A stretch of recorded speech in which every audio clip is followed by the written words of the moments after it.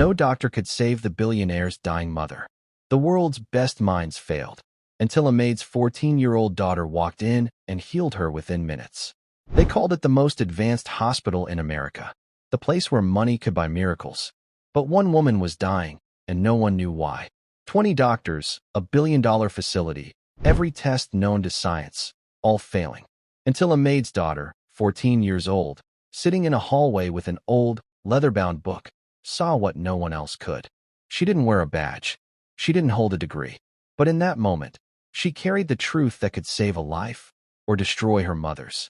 Because sometimes, the cure doesn't come from genius. It comes from courage.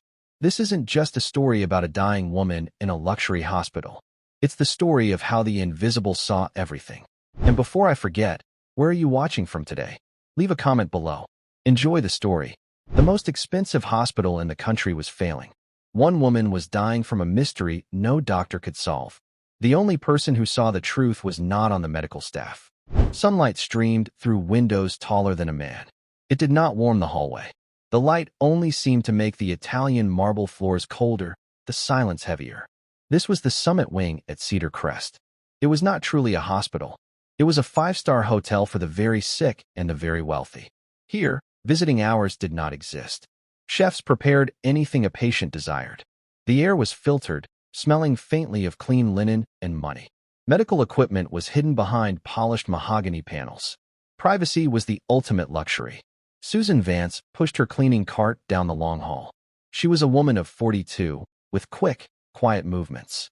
She had worked here for 8 years. In that time, she had learned the geography of silence. She knew which doors to pass, which floors squeaked, and which families were grieving. Her uniform was crisp, pale gray. It was a color designed to blend in with the walls. Susan was good at her job because she was good at blending in. At the end of the hall, near a quiet alcove, sat her daughter. Emily Vance, 14 years old, looked up as her mother approached. Emily had pale blonde hair, pulled back in a simple ponytail. She sat on a cushioned bench, looking small for her age. She looked like any other teenager, perhaps bored, waiting for her mother's shift to end. In her lap was a book. It was not a school book or a novel. It was thick, old, and bound in dark green leather. The gold lettering on the spine was almost completely worn away. "How are you doing, sweetie?" Susan whispered. She stopped her cart and wiped her hands on her apron. "I'm okay, Mom. Just reading." Emily's voice was as soft as her mother's. "Mrs. Hayes in 801 she's not doing well," Susan said, her brow creased with worry. "The whole floor is tense." "They're worried," Emily said. It was not a question.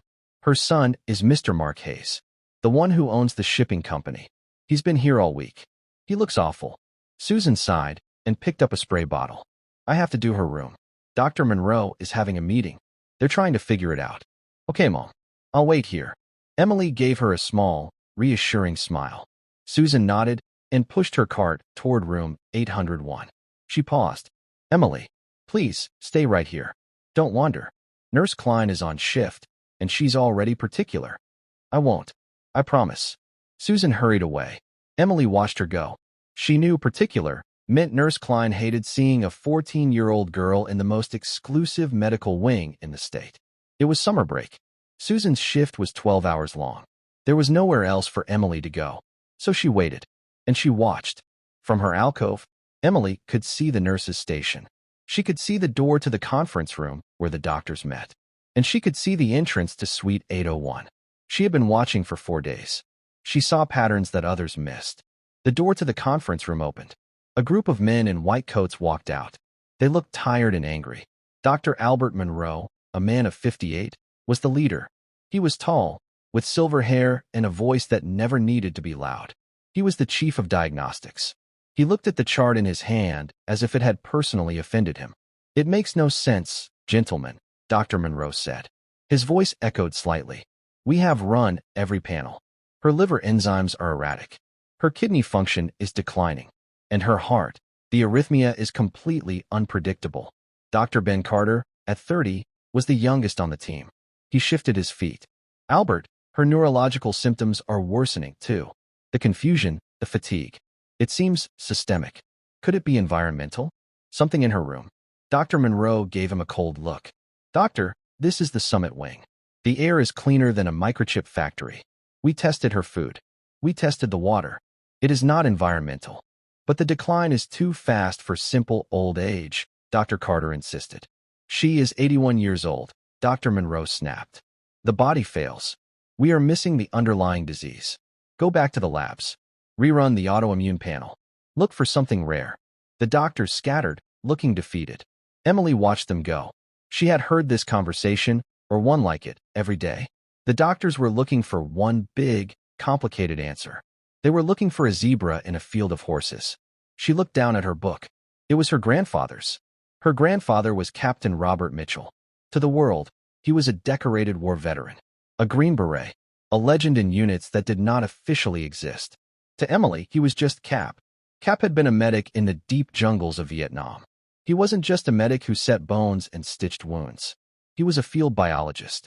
His life, and the lives of his men, depended on knowing the difference between a leaf that healed and a root that killed. He had taught Emily everything, not from textbooks, but from walks in the woods.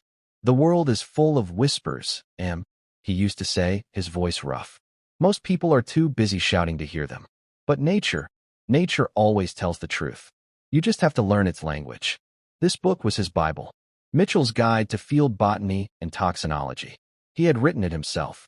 It held drawings of plants, chemical breakdowns scribbled in the margins, and notes on antidotes. Emily's mother, Susan, entered Suite 801 with her cart. The door clicked shut. A new person arrived at the elevators. He was a man in his late 50s, wearing an expensive suit that fit him perfectly. He carried a small, elegant briefcase and a designer gift bag. He smiled warmly at the head nurse, Nurse Klein. Gary, Nurse Klein said, her severe face softening. She's had a rough morning. Oh, poor Aunt Ellie, said the man, Gary Sinclair. His voice was smooth as butter. That's why I'm here. I brought her a little comfort. This was Gary, Eleanor Hayes's nephew. Emily had seen him before. He visited every afternoon. He always brought a gift. Mr. Hayes is with her now, the nurse said. Wonderful. I'll just pop in. Gary walked to the room. Emily watched him. There was something about his smile. It was too bright. It never quite reached his eyes. The door to 801 opened. Mark Hayes, the billionaire's son, came out. He was 55, but he looked 20 years older. His suit was rumpled.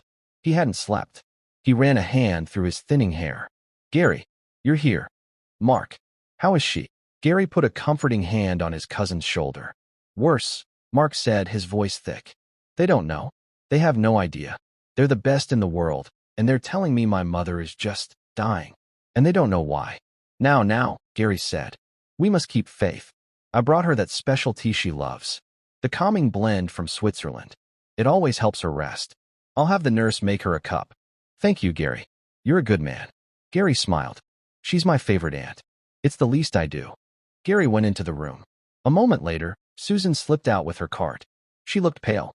She hurried past Emily, giving her a quick, strained look.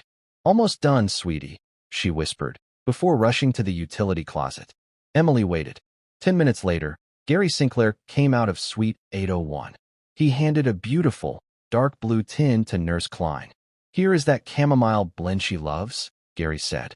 Please, make sure she has a hot cup. It's the only thing that settles her stomach.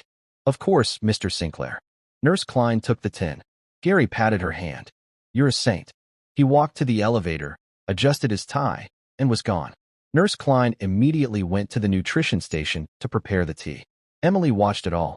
Her grandfather's voice echoed in her head. Watch their hands, Em. People lie. Their hands don't. Emily had watched Gary's hands. When he thought no one was looking, as he waited for the elevator, he had wiped his palms on his trousers, like he was drying them.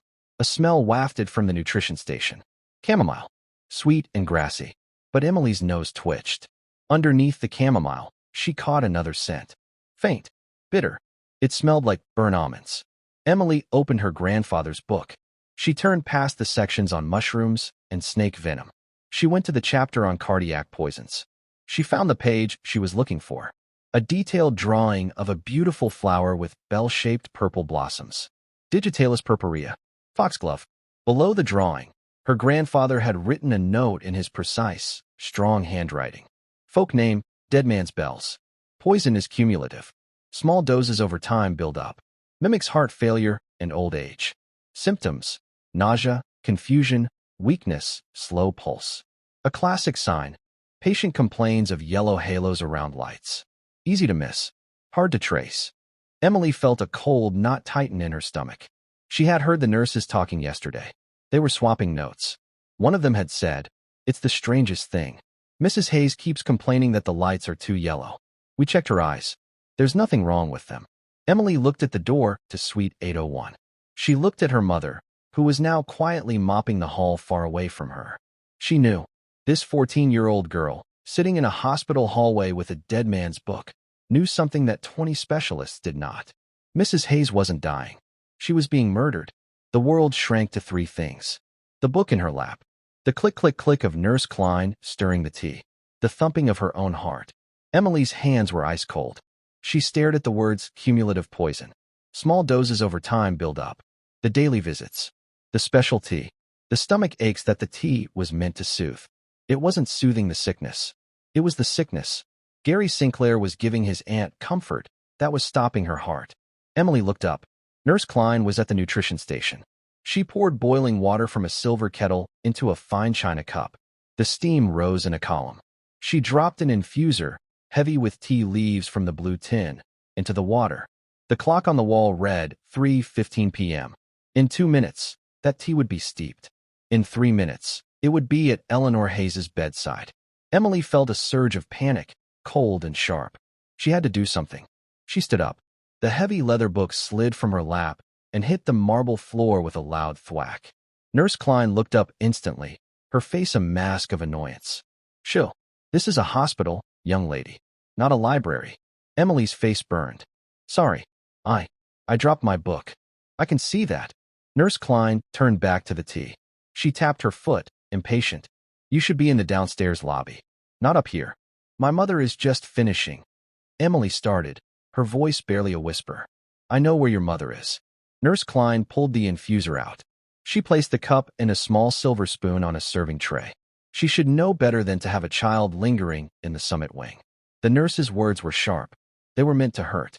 Usually they did. They made Emily feel small and out of place, like a mouse in a lion's den. But right now, the sting of the words was nothing. All Emily could see was the cup. A classic sign. Patient complains of yellow halos around lights. Mrs. Hayes was seeing the poison. Nurse Klein picked up the tray. She balanced it perfectly. She began the short walk from the station to the door of Suite 801. Emily's grandfather's voice was in her ear again. Not the gentle teacher, but the captain. "There are times for thinking and times for moving. If you mix them up, you're dead." Emily moved. She stepped out of the alcove, directly into the nurse's path. "Excuse me, Nurse Klein?" Nurse Klein stopped, sighing with exasperation.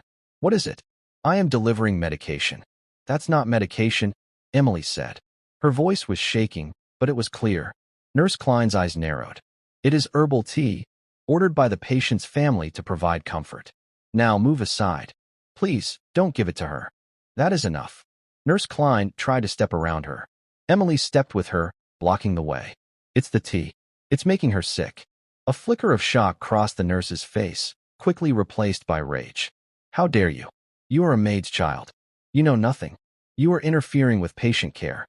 Get out of my way, or I will call security and have you and your mother thrown out." The threat landed. Emily saw her mother's face in her mind.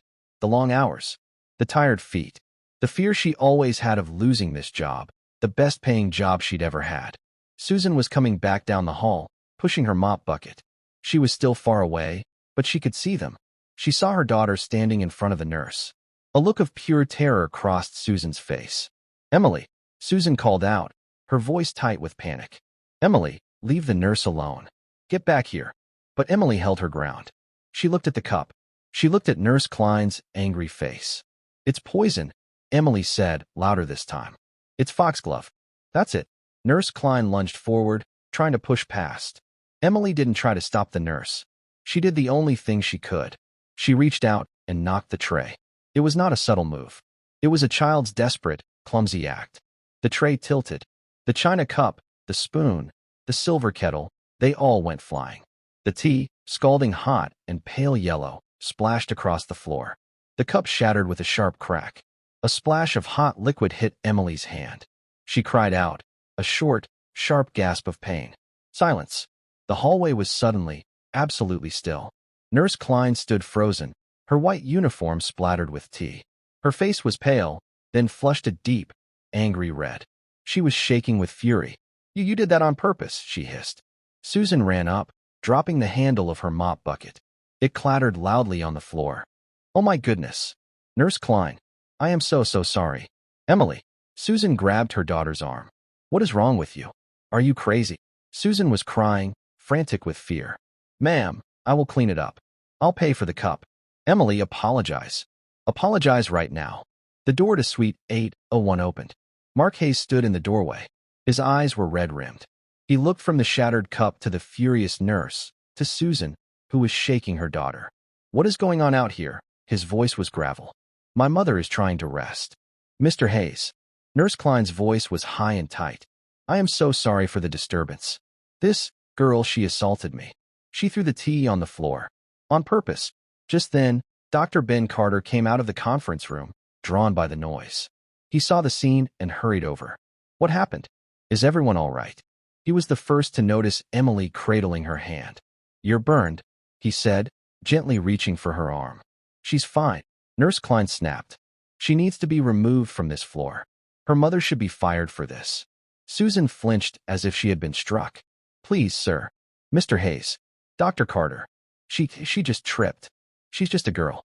She's clumsy. We'll go. We'll go right now. Susan tried to pull Emily away, down the hall, toward the service elevator, towards safety.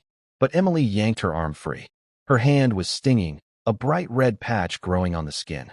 But her eyes were fixed on Mark Hayes. They were not the eyes of a clumsy child. They were old eyes.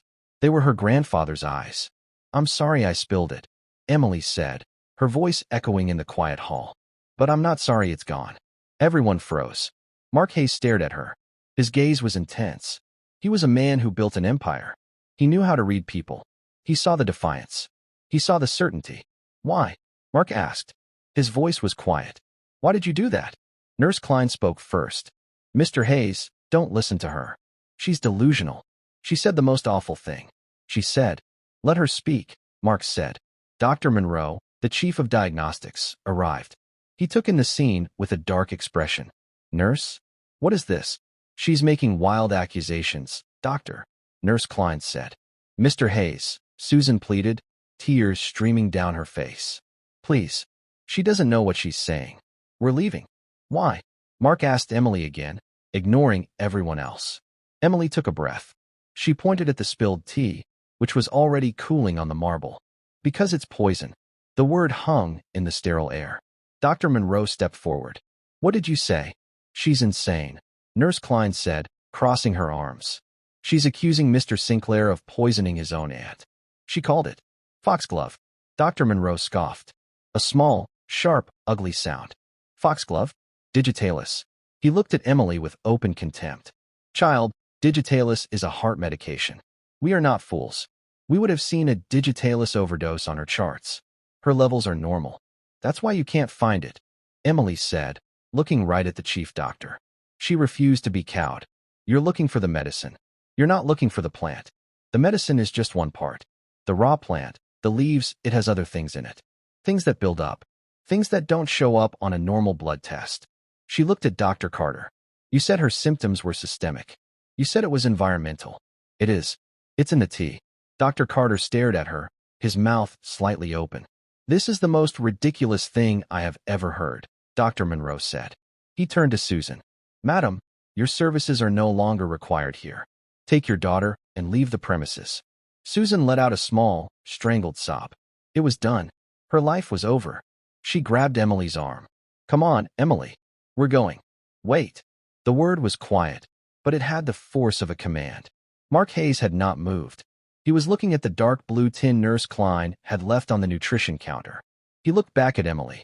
His face was a mask of grief and confusion. He was a man drowning, and she had just thrown him a rope. A crazy, unbelievable rope. But it was the only rope he had. How do you know this? Mark asked her. How do you know the word? Digitalis. Emily bent down. Her hand throbbed. She picked up the heavy, leather-bound book from where it had fallen. She held it up. My grandfather taught me, she said. He was a medic. He taught me to see what other people miss. Mark looked at the book. He looked at the spilled tea. He looked at the chief doctor who had given him no answers, and then at the girl who had given him one. Give me that tin, Mark said to Nurse Klein. Mr. Hayes? The tin. Now. Frightened, the nurse fetched the tea tin. And get me a sample bag, Mark said to Dr. Carter. We are going to test this tea. We are going to test everything. Dr. Monroe stepped forward. Mr. Hayes, this is highly irregular. We cannot make decisions based on the outburst of a child. Mark Hayes turned to the doctor. His eyes were cold steel. You told me this morning you had no new paths. You told me to prepare for the end. You told me you were missing something. He pointed at Emily. Maybe she just found it. The silence in the hallway was brittle. It felt like it could shatter again, just as the cup had. Dr. Monroe's face was a rigid mask of professional offense. Mr. Hayes, you are making a grave error in judgment. This is a hospital, not a stage for theatrics. It's my mother's life, Doctor, Mark said. His voice was dangerously low. And my judgment is the only one that matters in this wing. You told me you were out of ideas. Well, this is a new one. Dr. Carter. The younger doctor, Ben Carter, looked at his superior, then at Mark Hayes. He made his choice. He stepped forward. Sir, get a sterile collection kit. I want a sample of the liquid on the floor. I want the leaves from that infuser. And I want that entire tin. Mark pointed. Take it to the toxicology lab yourself. Tell them I want a full spectrum analysis. Not just what you expect to find. I want them to look for everything. Tell them to screen for raw plant alkaloids. Tell them to use liquid chromatography, mass spectrometry. Tell them to look for foxglove. Dr. Monroe actually recoiled. That is a complete waste of our lab's time and resources. The results you described, the normal digitalis levels, are from a mass spectrometry test. Then run it again. Mark's voice was not a shout, but it hit the walls like a hammer. Run it differently. Check it against a botanical sample. I don't care what it takes. Do it. Now. Dr. Carter nodded, his expression serious. Right away, Mr. Hayes. He hurried to the nurse's station, grabbing collection kits and evidence bags. He handled the spilled tea and the tin with a new, sudden reverence. He was no longer a doctor humoring a billionaire. He was an investigator on a new case. Mark Hayes turned his attention to the others. Nurse Klein was still standing rigid, her uniform stained. Nurse, Mark said. Sir, her voice was sharp. Get a mop. Clean this up. The nurse's eyes went wide. It was a maid's job. It was Susan's job. It was a pointed, brutal demotion. Mr. Hayes, I am the head nurse on this floor. And this mess is a hazard. Clean it up. Nurse Klein's face flushed a painful, blotchy red. She stared at him, her mouth opening and closing. She looked at Dr. Monroe for help, but the chief doctor had turned his back, furious, looking out the massive hallway window. Defeated, she turned and marched stiffly toward the utility closet, the closet Susan had been using. Finally, Mark looked at Susan and Emily. Susan was trembling, holding Emily's arm in a grip of iron. She was trying to make them both smaller, to disappear. Mr. Hayes, I am so sorry. We will go? I'll pack my things. You're not going anywhere, Mark said. Susan stopped breathing. Sir, you're not fired. Not yet. He looked down at Emily. The girl hadn't moved. She was still cradling her burned hand, but her eyes were steady. They were fixed on him. You, the girl. What's your name? Emily, sir. And your mother? Susan Vance. Ms. Vance, Mark said, his voice softening just a fraction. Your daughter has just made an extraordinary claim. A claim that accuses my cousin of the unthinkable. And a claim that accuses the best medical mind in the country of incompetence. He gestured to Dr. Monroe's rigid back. If she is wrong, Mark continued, his voice hardening again, she has caused a terrible disturbance. She has slandered a good man. And she has wasted my time. If she is wrong, you will, of course, be fired. I will have you escorted from the building. I will see to it that your reputation in this city is finished. Do you understand? Susan Vance made a small, terrified sound. She nodded, unable to speak. But, Mark said. He knelt. It was an awkward, unpracticed movement for a man in a $5,000 suit. He was now eye level with Emily. If you are right. If what you say is true. He didn't finish the sentence. He didn't have to. The air was thick with the implication. Your hand, he said, noticing the red, blistering skin. It's okay, Emily whispered. No, it's not. He looked up. Dr. Carter was back, holding a sealed evidence bag with the blue tin inside. Doctor, before you go to the lab, get this girl a first aid kit. Treat that burn. Then, take the sample. Of course, Mr. Hayes. Dr. Carter quickly retrieved a burn kit, applied a cooling gel, and wrapped Emily's hand in a sterile white bandage. His touch was gentle. He looked at Emily with a kind of wonder. Thank you, Emily said. Now, Mark said, standing up. He turned to Susan. You and your daughter will wait with me. Wait? Sir, where? Susan was bewildered. In the conference room. I want you where I can see you. He looked at Dr. Monroe. Doctor, are you joining us? Dr. Monroe turned from the window. His face was cold. I have actual patients to attend to, Mr. Hayes. I will be in my office. I trust Dr. Carter can read a lab report. This circus is beneath my dignity. Fine.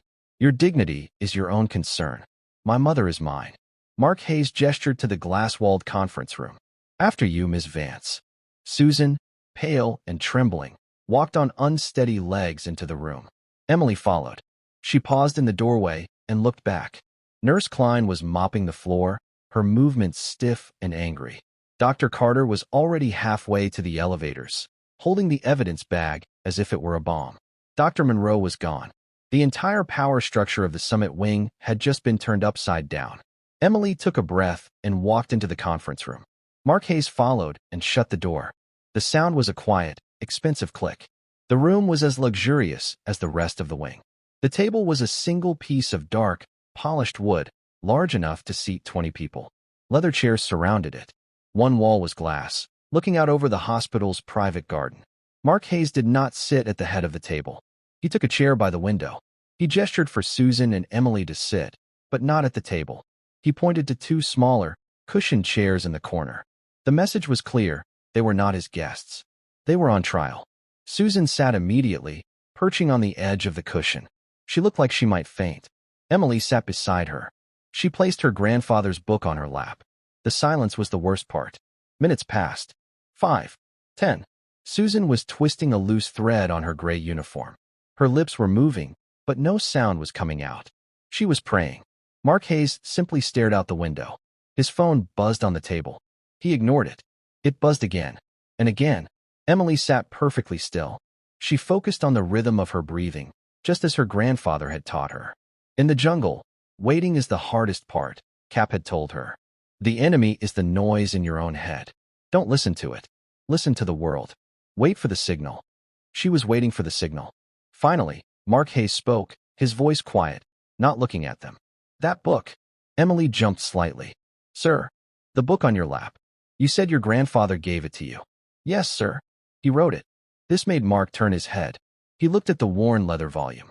He wrote it? I assumed it was an old textbook. No, sir. He wrote it. It's his notes. From when he was in the war. He was a medic.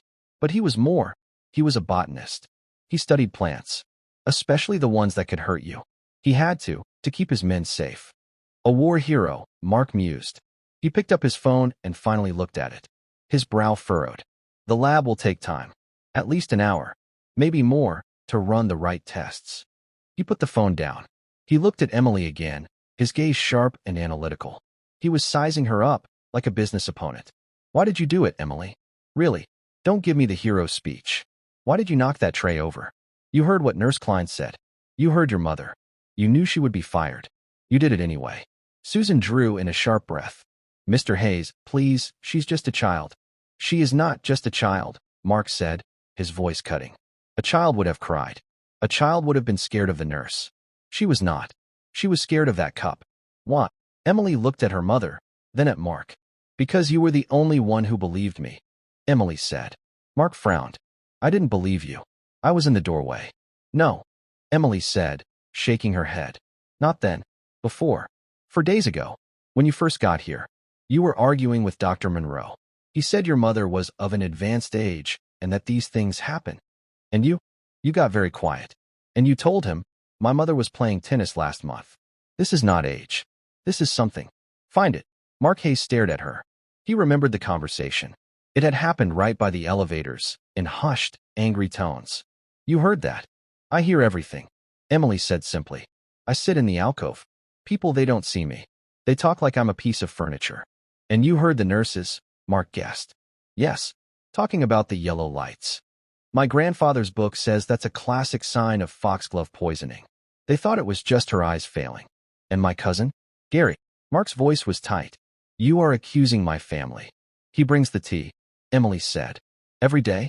And every day, about an hour after he leaves, she gets worse. I heard the nurses say that, too. They said his visits seemed to take a lot out of her. They thought it was emotional. A terrible, cold stillness settled on Mark Hayes' features. He was connecting the dots. The timeline. The special tea that Gary insisted on. The worsening symptoms. Gary Sinclair, Mark said, almost to himself. He runs the family foundation. He manages her finances. He looked at Emily. If you are right, you have saved her life. He looked at Susan. And if you are wrong, you have destroyed mine. Susan began to cry, silent tears running down her cheeks. Emily. Oh, Emily, what if you're wrong? What if it was just chamomile? Emily reached out with her good hand and took her mother's. Her hand was small and steady. It wasn't, Mom. I smelled it. Smelled it. Mark leaned forward. You smelled poison? Under the chamomile. My grandfather taught me that, too. He said most poisons have a partner. Something to hide the taste or the smell. He said chamomile is perfect for it. It's so strong, it covers the bitter taste. But he said foxglove, when it's dried, it has a faint smell. Like burnt almonds. Burnt almonds, Mark repeated. He looked ill. When Nurse Klein added the hot water, the smell was there. Just for a second. I knew I was right. They sat in silence again. This time, it was different. It was no longer the silence of suspicion. It was the silence of a shared, terrible dread. The door to the conference room opened. Dr. Carter stood there. He was pale. He was holding a single printout from the lab. Susan Vance stopped breathing. Mark Hayes stood up so fast his chair nearly fell over. Doctor. Mark's voice was a croak. Dr. Carter looked at Dr. Monroe, who had appeared behind him, drawn by the news. He looked at Susan. Then his eyes landed on Emily. She was right, Dr. Carter said, his voice shaking. The lab, they didn't find it at first. It was masked, just like she said. But when we ran the full botanical screen, the tea is contaminated. Heavily. It's not just foxglove. It's Digitalis lanata. Woolly foxglove. It's 10 times more potent. And it's mixed with something else. What? Mark demanded. A compound from an oleander plant. Another cardiac poison. They work together. They amplify each other. It's a sophisticated, toxic cocktail. It's designed to mimic gradual, untraceable heart failure. Dr. Monroe stepped into the room, his face the color of ash. He looked at the lab report. He looked at the 14-year-old girl in the maid's daughter's chair. Mark Hayes slumped against the wall, putting a hand over his mouth. He was not a man who cried, but his shoulders shook. He looked at Emily with eyes full of a terrible, profound gratitude. He was killing her, Mark whispered. My own cousin. He was murdering my mother. Susan Vance let out a sob, a sound of pure, unadulterated shock. Emily just closed her eyes, her good hand gripping her grandfather's book. Her other hand, wrapped in white bandages, throbbed. The signal had come, and she had been right. A bomb had gone off in the quiet, sterile hallway. The shrapnel was silence, and the shockwave was the truth. Dr. Monroe stood frozen, his face a sickly pale. He looked at the lab report in Dr. Carter's hand as if it were a snake. He, the chief of diagnostics, the man who had written textbooks, had been completely and humiliatingly wrong. Mark Hayes, however, was not a man who stayed in shock. His grief and fear instantly crystallized into action. The billionaire, the man who ran a global shipping empire, was back in charge. Dr. Carter, he snapped, his voice rough. Antidote.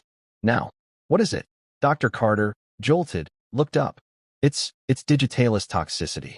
The treatment is DG-Fab. It's an antibody. It binds to the poison. I'll call the pharmacy. We'll need a massive dose. We have to stop this. Go, Mark commanded. What about you, Dr. Monroe? What are you doing? Dr. Monroe flinched. He tried to draw himself up. I will supervise the administration. The protocol is. You will assist Dr. Carter, Mark cut him off. There was no mercy in his voice. He is in charge of my mother's care now. It was a total humiliation. Dr. Monroe's career, his entire reputation, evaporated in that single sentence. He nodded, his throat working, and turned to follow Dr. Carter, who was already sprinting toward the nurse's station. "Wait," a small voice said. Everyone stopped. They looked at Emily. She had her grandfather's book open on her lap. "It's not just the poison," Emily said, looking at Dr. Carter. Her voice was steady. "You have to treat what the poison did." Dr. Carter, to his credit, stopped and listened. "What do you mean?" "My grandfather wrote about this." She pointed to a line of her grandfather's sharp, clear handwriting. "He said these poisons, they work by tricking the body. They stop the heart from using potassium. He said the antidote stops the poison, but it doesn't fix the starvation. You have to give the heart its food back." Dr. Carter's eyes widened. Of course, that's why her arrhythmia is so chaotic. Her potassium levels, they're not just low, they're blocked. The DG fab will bind the poison, but her heart muscle is depleted. It could fail from the shock. He looked at Emily with pure, unadulterated respect. "She's right. It's not just the antidote. We need a potassium drip. Immediately. To support the heart as it recovers." He ran, this time truly understanding the enemy he was fighting. Dr. Monroe followed, looking like a ghost. Now, Mark Hayes was alone in the conference room with Susan and Emily. The rage that had been simmering beneath his grief was rolling off him in visible waves. He was killing her, he said to himself. My mother. For money. For the foundation. Her will. It all goes to him if she's gone. He was connecting the dots. The loving nephew, who managed all her finances. The helpful visits. He pulled his phone from his pocket. He didn't dial 911. He pressed a single button. "Frank," he said, his voice deadly calm. "I have a situation at Cedar Crest. I need you here. Now." He paused, listening. "And I need security. My security. Lock this building down. No one named Gary Sinclair leaves the premises. He was here this afternoon. If he's already left, find him. I want the city cameras. I want his car. I want him found. Use any resource you need. Do you understand?" He hung up without waiting for an answer. He looked at Susan and Emily. They were pale, witnesses to a power they had never seen. "You too," Mark said. "You can't leave. You are the only ones who saw it. You are material witnesses." "Sir, Mr. Hayes," Susan stammered, "we won't go anywhere. We will do anything you need." "You already have," Mark said. He looked at Emily, his gaze softening. "You saved her life. You, a 14-year-old girl with a book. And they? The best in the world. They were letting her die. I saw it," Emily whispered. "I could not say something." "You have your grandfather's courage," Mark said. "That is a rare thing." The door opened. It was Nurse Klein. She had finished mopping up the spill. She looked confused and frightened, trying to pretend the world had not just tilted on its axis. "Mr. Hayes," she said, her voice uncertain. The floor is clean. Is there anything?" Mark turned his head. His eyes were cold steel. "Nurse," he said. "Sir, you are to report to Dr. Carter. You will follow his orders to the letter. You will not speak to me. You will not speak to my mother. And you will not speak to this girl or her mother." He gestured to Emily and Susan. "Except with the utmost respect. Am I clear?" Nurse Klein's face crumpled. The accusation. The spilled tea. It was all true. It was true, she whispered. "It was," Mark said. The nurse's professional mask broke. She saw her career, her pension, her entire life flashing before her eyes. She had tried to have the hero fired. She had threatened a child who had just saved the hospital's most important patient. I apologize, Mr. Hayes. Ms. Vance. I didn't know. I was just following procedure." Susan, who had been a mouse for 8 years, who had lived in fear of this very woman, spoke up. Her voice was a bare whisper, but it was clear and sharp. "You threatened my daughter. You threatened my job. Because you didn't want to listen. You told her she was a maid's child. You told her she knew nothing." Nurse Klein flinched, the words hitting her like stones. I'm sorry, Nurse Klein," Mark said. "You are on probation. Effective immediately. One more complaint, one more unkind word to any member of the staff, cleaning or otherwise, and you are finished. Not just here. Everywhere. Do you understand?" "Yes, sir. Thank you, sir." She backed out of the room, her eyes wide with fear, and hurried away. Susan let out a long, shuddering breath. She had never spoken to an authority figure like that in her life. She felt dizzy. Mark Hayes turned back to Susan and Emily. The adrenaline was fading. He looked tired. Bone tired. "You can't stay in this room," he said. "Not like this. And you can't go back to that hallway." He gestured to the massive, polished, empty conference table. "Please," he said, "sit at the table. Both of you." This was not a request. It was not an order. It was a new arrangement. Susan looked at the chair. It was a chair for board members. For billionaires. She hesitated, then slowly, she sat down. Emily sat beside her, placing her bandaged hand on the cool, dark wood. They were no longer the help in the corner. They were at the table. "I have to go to her," Mark said. "I need to be there when they give her the antidote. When I know she's safe. Will you wait here? I need to talk to you both. After." "Of course, Mr. Hayes," Susan said, her voice stronger now. "We'll wait." Mark looked at Susan. "Ms. Vance." "Susan, thank you. Your daughter, she is remarkable. You must be very proud." Susan looked at Emily. The tears she had been holding back for hours, for years, finally came. They were tears of terror, of relief, and of a pride so deep it ached. "I am," Susan whispered, "more than you will ever know." Mark nodded, his face a complex mask of gratitude and fury.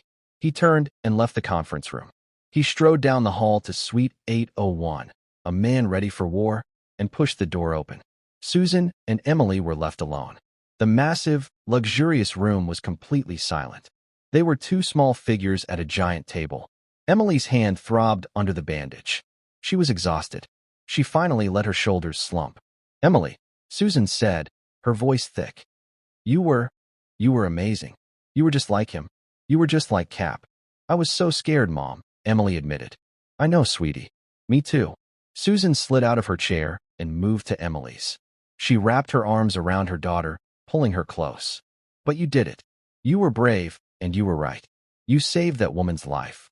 Emily leaned her head on her mother's shoulder, a 14-year-old girl who had just faced down doctors and nurses and billionaires. She closed her eyes. For the first time that day, she felt safe. Outside the conference room, the hospital was in quiet chaos. Dr. Carter and a team of nurses were inside Suite 801, and 4 bags of DG Fab was hanging. A second, smaller bag of potassium was dripping slowly into Mrs. Hayes' arm. Mark Hayes stood by the window, his back to the room, watching his mother's frail form on the bed. He did not move. Dr. Monroe stood in the doorway, watching. He was not allowed in. He was a ghost in his own hospital. In the lobby, 4 large men in dark suits stepped out of a private elevator. They spoke quietly to the head of hospital security. Within minutes, the building was locked. Gary Sinclair's face was on every security monitor. The wait began. Susan and Emily waited in the conference room. An hour passed. Then 2. The sun began to set. The light in the room turned from gold to gray. Susan must have dozed off. She woke with a start when the door opened. Mark Hayes stood in the doorway. He looked 10 years older than he had that morning, but the crushing weight on his shoulders was gone. "Mr. Hayes?" Susan stood up quickly. "She's stable," Mark said. His voice was thick with emotion. "The doctors. Dr. Carter. He said the change was almost immediate. Her heart rate is normalizing." She woke up.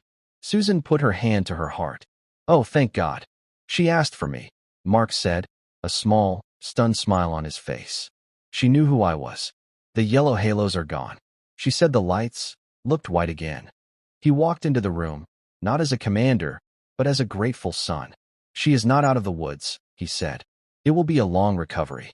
The toxins did a lot of damage. But she will live. Dr. Carter is sure of it. She will live." He stopped in front of the table. He looked at Emily. "The police are here," he said. "They are talking to Gary. My security team found him at his club. He was celebrating. He had a new will in his briefcase. One that left him everything." "Oh my," Susan breathed. "They will want to talk to you, Emily, to get your statement. You are the one who saw it all. Would that be all right?" Emily nodded. "Yes, sir. But that can wait," Mark said. He pulled out a chair and sat down at the table with them. He looked at Susan. "We need to discuss your future, Ms. Vance." Susan's stomach dropped. My future, sir? You can't work here anymore." Susan's face went white. "After everything." "Sir, I understand. The disturbance." "Nurse Klein." "Susan," Mark said, holding up a hand. You can't work here anymore as a maid. Your daughter just proved that the most valuable person in this hospital wasn't the chief of diagnostics. It was the woman who saw everything. And it was the girl who was smart enough to understand it. He looked at Emily. Emily, you have a gift. A rare one. Your grandfather taught you well. I suspect you know more than what's just in that book. Emily glanced at her mother. I like to read. Medical journals. Online. I thought so, Mark smiled. You should be in a special school. You should be in college. You should be running a lab, not sitting in a hospital hallway. He turned back to Susan. I am setting up a trust, an educational fund. It will pay for Emily's entire education. Any school she wants. Any university she chooses. Medical school, if that's what she wants. It is done. Susan just stared, her mouth open. She was speechless. And for you, Susan, Mark continued, I owe you a debt I can never repay. You have been through a terrible ordeal. You've been underpaid and overlooked for 8 years. That ends. I am going to make you a settlement. One that means you never have to mop another floor. One that means you can buy a house. You can watch your daughter graduate. He named a number. It was a number that made Susan Vance feel faint. It was more money than she had ever dreamed of. Sir? Mr. Hayes. I can't, Susan stammered. It's too much. It is not enough, Mark said, his voice firm. It is what you are owed. But I have one condition. One thing I want to ask of you. Both of you. Anything, Susan said. My mother. She is alive because of you. She is a lonely woman. Her family, as it turns out, was poison. His face darkened, but he pushed it away. When she is better, I would like it if you would visit her. As friends, not as staff. I think she would like you, Emily. I think she would like to meet the girl who saved her life. Emily looked up from her book. She gave a small, genuine smile. I'd like that too. 3 weeks later, the world was a different color. Susan Vance stood in the kitchen of their new apartment. It wasn't a palace. It was a simple, clean, 2-bedroom apartment in a good neighborhood, with a small balcony that overlooked a park. But to Susan, it was everything. Sunlight, not the cold, sterile light of the hospital, filled the room. She was unpacking a box labeled kitchen. She was wearing jeans and a simple red sweater. She had not worn her gray uniform in 21 days. She still woke up some mornings, her heart pounding, thinking she was late for her shift. Then she would remember. She would never be late for that shift again. In the living room, Emily sat at a new wooden desk. It was piled high with books. They were crisp and new. Advanced biology, organic chemistry, pharmacology. Mark Hayes's educational fund had not just enrolled her in the best private preparatory academy in the state. It had provided her with a college-level curriculum. She was absorbing it like a sponge. On a small shelf above the desk, in a place of honor, sat one old, leather-bound book. Its spine was worn, its pages soft. I still can't believe it, Susan said, placing a coffee mug in a cabinet. It doesn't feel real. This place. These clothes. Not having to hide. Emily looked up from her desk. It's real, Mom. You don't have to be afraid anymore. I know. Susan walked over and put a hand on her daughter's blonde hair. I'm so proud of you. What you did. I was so scared. But you were so brave. You were just like him. Emily reached up and put her bandaged hand over her mother's. The burn was healing, fading to a pale pink scar. A small, permanent reminder. He would have been proud of you, too, Mom, Emily said. You stood up to Nurse Klein. Susan laughed, a short, surprised sound. I did, didn't I? She looked at her hands. They were no longer raw from cleaning chemicals. It's funny. For 8 years, I tried to be invisible. I thought that was how we would be safe. But you saved us by refusing to be invisible.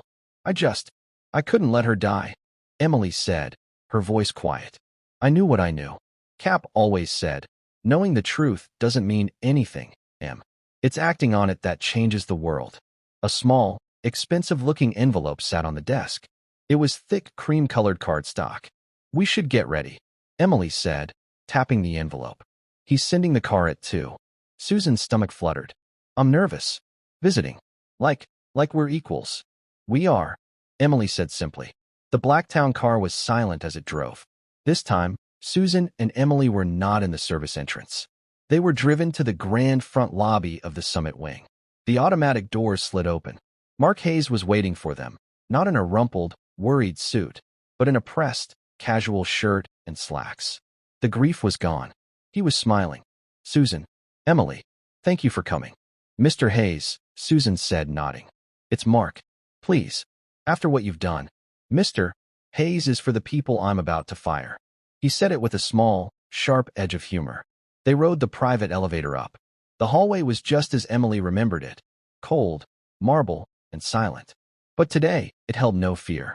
Mark led them to Suite 801. He knocked softly before pushing the door open. Mom? You have visitors. The room was bright. The heavy curtains were drawn back. The scent of poison was long gone. It smelled like flowers. In a large, comfortable armchair by the window, an old woman was sitting up. She was thin, her skin like pale parchment. But her eyes, a sharp, intelligent blue, were very much alive. This was Eleanor Hayes. She was frail, but she was not weak. So, Eleanor said, her voice surprisingly strong. You're the ones. Mark smiled. Mom, this is Susan Vance. And this is Emily. Eleanor Hayes looked at Susan first. You are a good mother. You have raised a lion. Susan flushed. Thank you, ma'am. I'm just so glad to see you looking well. I feel like I've been hit by a truck, Eleanor said bluntly. But I'm alive, which is more than I could say a month ago. Her gaze shifted to Emily, who was standing quietly, her hands clasped. Come here, child, Eleanor ordered gently. Emily stepped forward. Eleanor studied her face. The pale blonde hair, the steady eyes. Mark told me all about you. He said you were 14. He was wrong. You're older than that, aren't you? Emily didn't know what to say. I guess so, ma'am. He told me about your grandfather. Cap. Eleanor's expression softened. A medic in the war. A man who looked at the things no one else would. We grew up in an age, child, when people like that were called heroes. Now they're called, well, it doesn't matter. He taught you well. Eleanor held out a thin, veined hand. Emily gently took it. You have a gift, Emily Vance, the old woman said, her grip surprisingly firm. You see the patterns. You see the truth underneath the noise. People like my former doctor, Dr. Monroe, they are educated, but they are not wise. They look for what they expect to find. You look for what is there. I just read his book, Emily whispered. No, Eleanor said, shaking her head. 100 people could read that book and see nothing but scribbles about plants. You saw a life. My life. She patted Emily's hand. Mark tells me you're starting at the academy, that you're studying toxicology. Yes, ma'am. Good. Don't ever let them teach it out of you. Don't ever let them tell you that your way of seeing is wrong. The world is run by men who love to shout. It is saved by people who know how to listen. Susan and Mark stood by the door, watching.